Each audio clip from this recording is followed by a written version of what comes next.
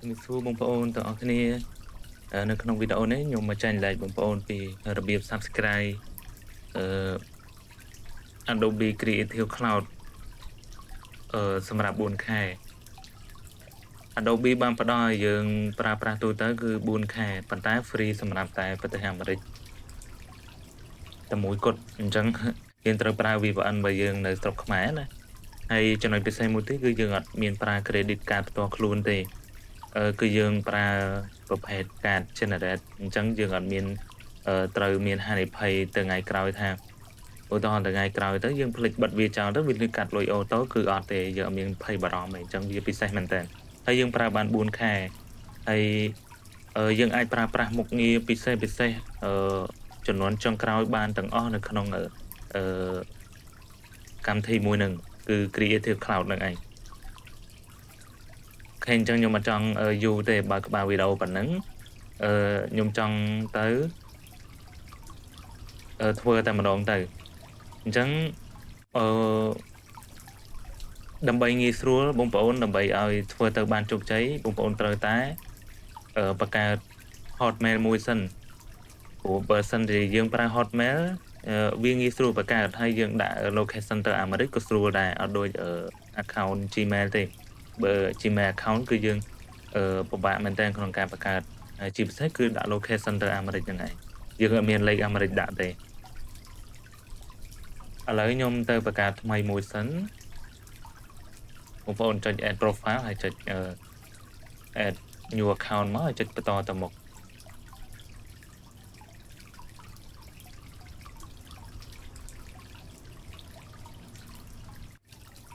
អូខេអញ្ចឹងបងប្អូនចុច create one មកស្រួលបង្កើតទៅបងប្អូនសម្រាប់Hotmail ណាអានេះគឺជា Microsoft account Hotmail ក៏បាន Outlook ក៏បានដែរចឹងវីដេអូនេះអាចនឹងរាងយូរបន្តិចព្រោះអីខ្ញុំបង្ហាញបងប្អូនពីដំបូងរហូតដល់អាចធ្វើបានហើយងាយស្រួលមែនតើអូខេមកដល់កន្លែងនេះបងប្អូនចុច get a new email នេះមកចឹងកន្លែងនេះយើងបំពេញឈ្មោះទៅយើងដាក់ថាម៉េចក៏បានដែរដាក់ឈ្មោះយើងក៏បានដែរឥឡូវខ្ញុំដាក់ឈ្មោះអីមួយទៅថាបងប្អូនដាក់ dot adobe ក៏បានដែរអូខេដាក់ចុចទៅ dot adobe អញ្ចឹងមកហើយបន្តមកទៀតបងប្អូនខ្ញុំចេះដាក់ទេហើយបងប្អូនដាក់អីក៏ដាក់ទៅណាហើយខាងក្រោយនេះបងប្អូនយក hot ក៏បានយក outlook ក៏បានដែរអញ្ចឹងបងប្អូនចុចទៅមុខទៅគេដល់ពេលមកដល់កន្លែងនេះ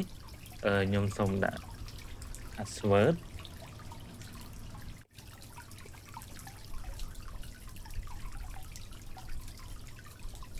ហើយអញ្ចឹងបងប្អូនចុចបន្តទៅមុខ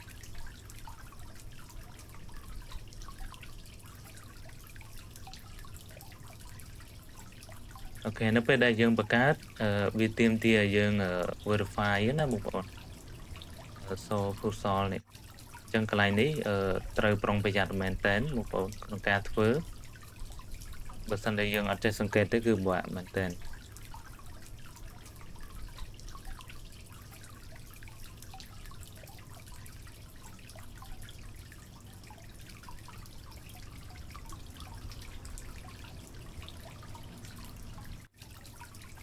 អូខេបងប្អូនយើងបង្កើតបានហើយបងប្អូនចុចអូខេមកកន្លែងនេះយើងចង់ដាក់ក៏បានយើងចង់ដាក់ក៏បានដែរ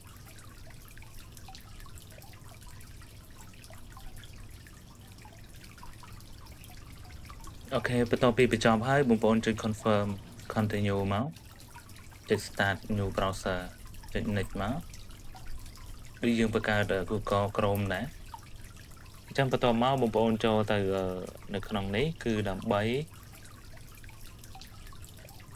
ផាស Adobe នេះមកនេះគឺ link របស់ Adobe ដែលវា free 4ខែខ្ញុំមកស្ដាំបន្ទាប់មកខ្ញុំផាស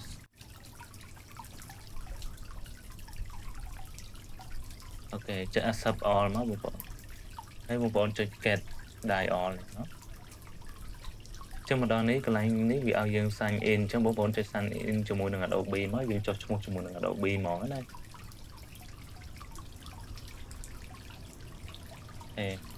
ចឹងមកដល់កន្លែងនេះបងប្អូនចុចកន្លែង more sign in option នៅខាងក្រោមនេះកន្លែងហ្នឹងតោះតែយើងបើកកន្លែងហ្នឹងទើបឃើញAdobe អាចធ្វើបានណាចុច continue with Microsoft នេះមកអូខេចឹងបងប្អូនចុច accept មក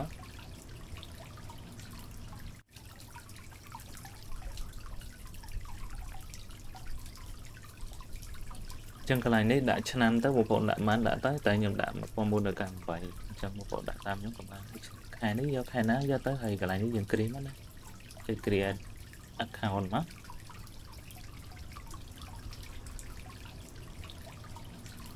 អូខេអញ្ចឹងយើងបាន account Adobe ហើយបន្តមកទៀតអីដែលបងប្អូនត្រូវធ្វើឥឡូវខ្ញុំដាក់ឈ្មោះសិនសូមងាយស្រួលហើយឈ្មោះហ្នឹង first name last name របស់យើងមកណាបងប្អូនអញ្ចឹងបន្តមកទៀតបងប្អូនត្រូវទៅ generate card អញ្ចឹងកន្លែងនេះគឺជា bin card បងប្អូនអាចចាំខ្ញុំតម្លាក់ចូលទៅក្នុង channel Telegram របស់ខ្ញុំហើយនេះគឺជា zip code អញ្ចឹងនេះគឺ link ដែលយើងចូលទៅយក generate card ណាអញ្ចឹងសម្រាប់ខ្ញុំចូលចិត្តប្រើជាមួយនឹងOpera ព្រោះ Opera នៅពេលដែលខ្ញុំបើកមកវាមានជាប់នៅអីដែលខ្ញុំធ្លាប់ធ្វើនៅនឹងbrowser ផ្សេងក៏ដាក់បានដែរប៉ុន្តែដល់ពេលខ្ញុំចូលចិត្តប្រើ Opera Pass and Go របស់ link ហ្នឹងមកពីទៅwebsite នេះស្រួលមែនតើបងប្អូនសម្រាប់ Adobe នៅពេលដែលបងប្អូនគាត់ទៅផាស bin ហ្នឹងមកយើងមិនចាំមានកន្ទុយ XX ពីក្រោយទេគាត់ទៅផាស bin ហ្នឹងហើយយើងរើសខែណាខែទៅតែខ្ញុំយកថ្ងៃទី6ឆ្នាំ2030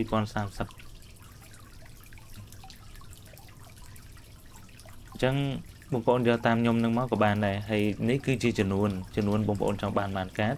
តែខ្ញុំយក10កាតទៅហើយបងប្អូនចុច generate ហើយគឺវាបានប៉ុណ្ណេះមកហើយអញ្ចឹងបងប្អូន copy ហ្នឹងមកបងប្អូនមិនចាំទៅយក generate រកកាត line ឬក៏ die ទេអញ្ចឹងនៅពេលដែល generate ហើយគឺយកទៅដាក់បានអញ្ចឹងខ្ញុំយកមកដាក់មកនេះ0630អញ្ចឹងដល់ពេល code postal code របស់ United Kingdom គឺបងប្អូនត្រូវតែយកប្រភេទមួយនេះអញ្ចឹងបងប្អូនចុចផាសមកហើយបន្តមកបងប្អូនគ្រាន់ចុច start free trial នេះមក